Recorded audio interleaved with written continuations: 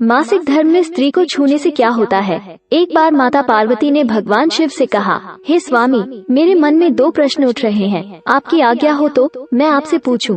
भगवान शिव ने कहा, पूछो पार्वती, आपके मन में क्या प्रश्न उठ रहे हैं। तब माता पार्वती कहती हैं, हे स्वामी, मेरा पहला प्रश्न है, किस श्राप के कारण स्त्रियों को मासिक धर्म की पीड़ा सहन करनी पड़ती है। और मेरा दूसरा प्रश्न है, एक रजस्वला स्त्री को कौन से कार्य नहीं करने चाहिए जिससे उन्हें पाप लगता है। भगवान शिव कहते हैं, हे देवी, आपके दोनों ही प्रश्न बहुत महत्वपूर्ण हैं। आपके इन दोनों प्रश्नों के उत्तर दयाराम पंडित की इस प्राचीन कथा से प्राप्त हो जाएगी।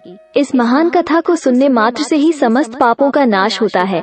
जो भी पति पत्नी इस कथा को ध्यान पूर्वक सुनते हैं, उनके घर के सारे क्लेश और विघ्न मिट जाते हैं और उन्हें सौभाग्य की प्राप्ति होती है। इसलिए हे देवी, आप भी इस कथा को ध्यान पूर्वक सुनना। माता पार्वती कहती हैं, हे स्वामी, ये दयाराम पंडित कौन थे और उनके आचार विचार कैसे थे। मैं इस कथा को अवश्य सुनना चाहती हूँ। कृपया आप इस कथा को सुनाना आरंभ कीजिए। मैं ध्यान पूर्वक इस कथा को पूरा सुनूंगी। भगवान शिव कहते हैं, हे देवी, प्राचीन समय की बात है। मल्हार देश में एक बहुत ही सुंदर और रमणीय नगरी थी। उस नगरी में एक दयाराम पंडित रहता था। उसको समस्त शास्त्रों और वेदों का ज्ञान था।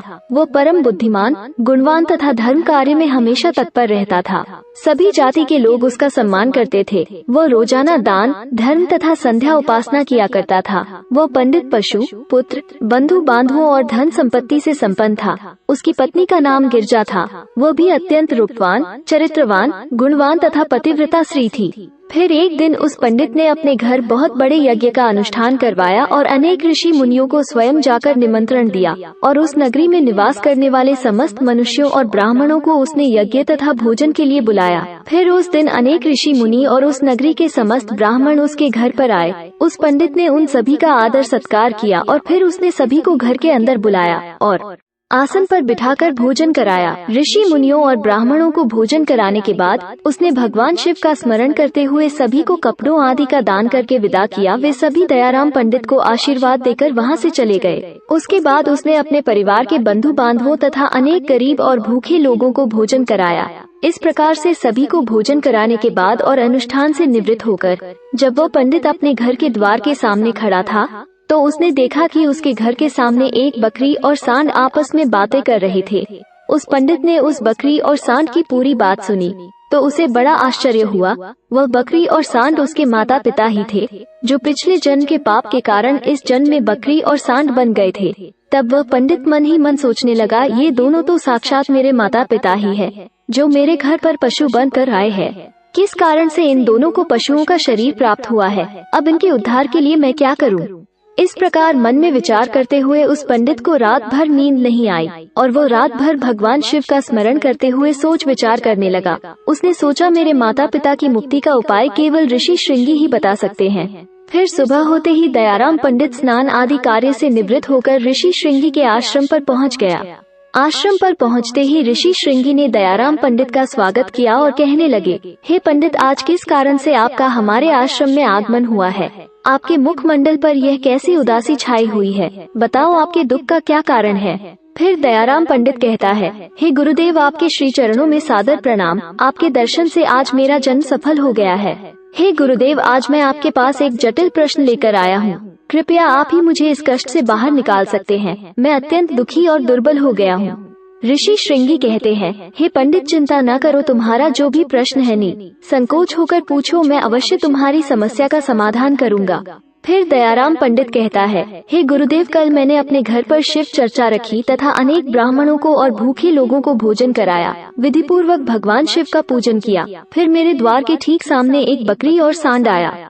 फिर दोनों मेरे घर के सामने खड़े होकर बातें कर रहे थे।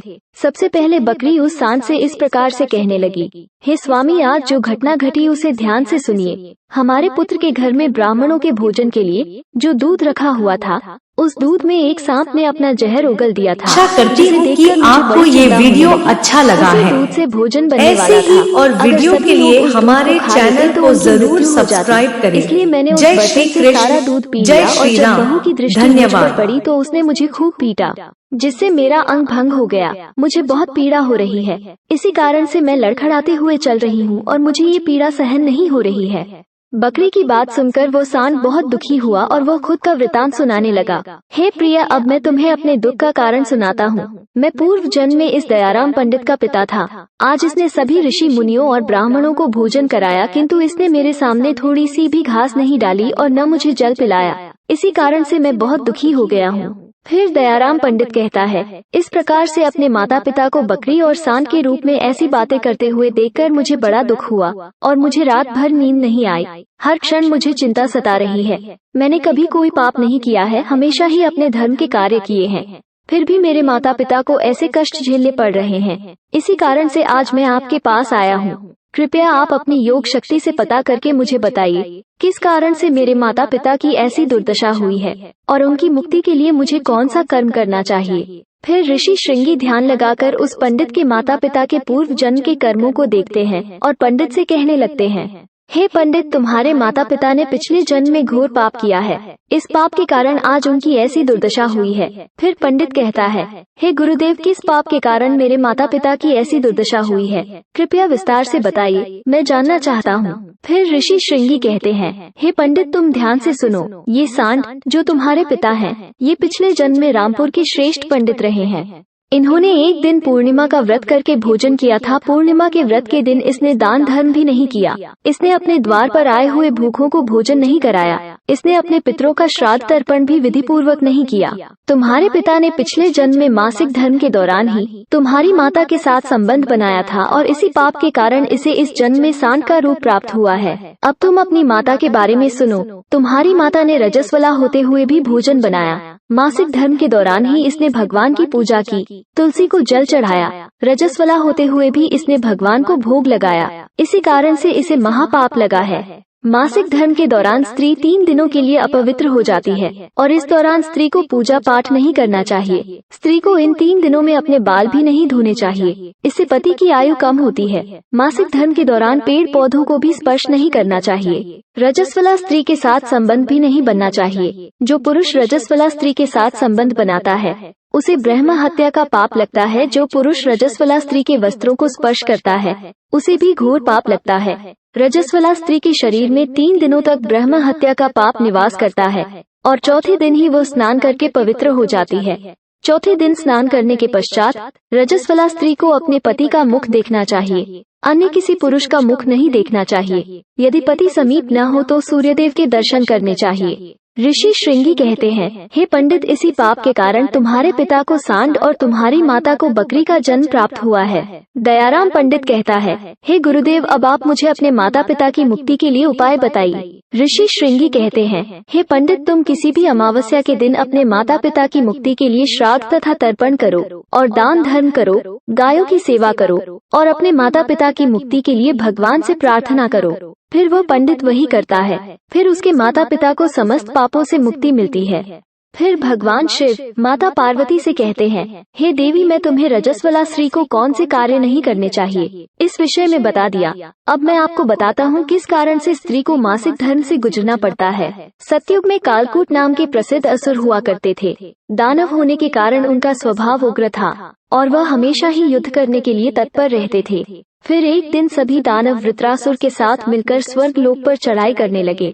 उन असुरों के पास भयंकर शक्तिशाली अस्त्र शस्त्र थे जिनका देवता सामना न कर सके और भागकर ब्रह्मा जी के पास चले गए। फिर ब्रह्मा जी ने उन असुरों को परास्त करने का उपाय बताते हुए कहा, हे देवराज इंद्र, तुम इसी क्षण महर्षि दधीची के पास जाओ। वे अपने शरीर की हड्डियों से तुम्हें अस्त्र शस्त्र प्रदान करेंगे। उन्हीं अस्त्र शस्त्रों का प्रयोग करके तुम उन असुरों का वध कर सकोगे। फिर सभी देवता महर्षि दधीची के आश्रम पर जाते हैं और उनसे प्रार्थना करके अस्त्र शस्त्र प्रदान करने की विनती करने लगते हैं। फिर संसार के कल्याण के लिए महर्षि दधीची अपने शरीर की हड्डियों से अस्त्र शस्त्रों का निर्माण करते हैं और उन्हीं अस्त्र शस्त्रों में से एक वज्र नाम का अस्त्र होता है जिन्हें देवराज इंद्र धारण कर लेते हैं। फिर सभी देवता उन असुरों से युद्ध करने के लिए निकल जाते हैं। देवता और असुरों के बीच भीषण युद्ध होता है। सभी देवता आकाश में असुरों से युद्ध के लिए इकट्ठे हो जाते हैं और प्रहार करने लगते हैं। अग्निदेव अग्नि के प्रहार से दैत्यों को जलाने लगते हैं। फिर अग्नि के प्रभाव से असुरों के शरीर जलने लगते हैं। फिर वरुण देव जल की वर्षा से असुरों को डुबो देते हैं जिससे असुर त्राही त्राही करने लगते हैं। बहुत दिनों तक इस प्रकार से देवताओं और असुरों में भीषण युद्ध चलने लगता है। फिर देवराज इंद्र और वृत्रासुर आमने सामने आ जाते हैं और दोनों के बीच भीषण युद्ध होने लगता है। फिर देवराज इंद्र अपने वज्र का प्रहार करके वृत्रासुर को मार डालते हैं। वृत्रासुर की मृत्यु होते ही उसके शरीर से ब्रह्म हत्या बाहर निकलती है और देवराज इंद्र का पीछा करने लगती है। फिर वह ब्रह्म हत्या इंद्रदेव के शरीर में प्रवेश कर जाती है, जिससे इंद्रदेव को ब्रह्म हत्या का पाप लगता है। फिर इंद्रदेव ब्रह्मा जी के पास जाते हैं और उनसे ब्रह्म हत्या से छुटकारा पाने के लिए कहते हैं। फिर ब्रह्मा जी उस ब्रह्म हत्या को देवराज इंद्र के शरीर से बाहर निकलने की आज्ञा देते हैं और वह ब्रह्म हत्या इंद्रदेव के शरीर से बाहर निकलकर ब्रह्मा जी से कहने लगती है, हे परमेश्वर, अभी तक मैं वृत्रासुर के शरीर में निवास कर रही थी क्योंकि उसने अनेक ब्रह्म हत्याएं की थी। जब इंद्रदेव ने उसकी हत्या कर दी तो मैं इंद्रदेव के शरीर में निवास करने लगी। अब आप ही मुझे उचित स्थान दीजिए जहाँ मैं रह सकूं। फिर ब्रह्मा जी कहने लगे, हे ब्रह्म हत्या, मैं तुम्हें उचित स्थान देता हूँ। फिर ब्रह्मा जी ने ब्रह्म हत्या के 4 भाग कर दिए और कहा, है ब्रह्म हत्या, तुम्हारा एक भाग अग्नि के भीतर रहेगा। जो भी मनुष्य अग्नि को आहुति नहीं देगा तो उसके शरीर में प्रवेश कर जाना। तुम्हारा दूसरा भाग जल के भीतर रहेगा। जो भी जल में गंदगी फैलाएगा अथवा मल मूत्र त्याग करेगा तुम उसके शरीर में प्रवेश कर जाना। तुम्हारा तीसरा भाग पेड़ पौधों में रहेगा। जो भी मनुष्य बिना कारण ही वृक्षों को काटेगा उसे भी ब्रह्म हत्या का पाप लगेगा।